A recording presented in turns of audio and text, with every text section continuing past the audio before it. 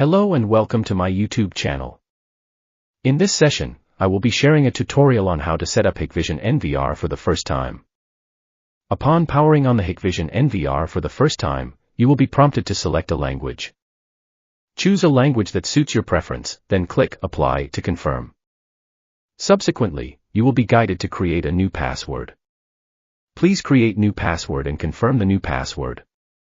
Make sure your password includes a mix of upper and lowercase letters, numbers, and special characters. Avoid using easily guessable information.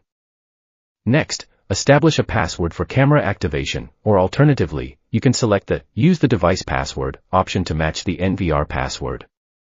Following that, you will be asked to enter a reserved email, which will serve as a recovery option in case you forget your password. This email will enable you to reset your password if necessary.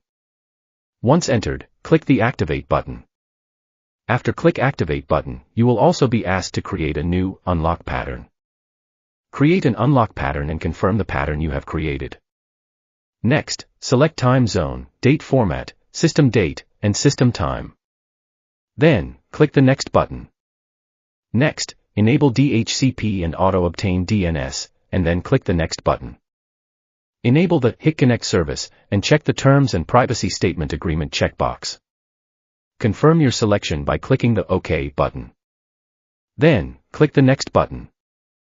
In this section, you have the option to add an IP camera. Click on Online Device List to find IP cameras that are on the same network.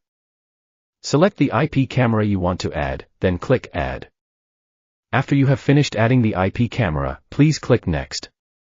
Format your hard disk by clicking on the checkbox, and click the Init option. Then, confirm by pressing the OK button.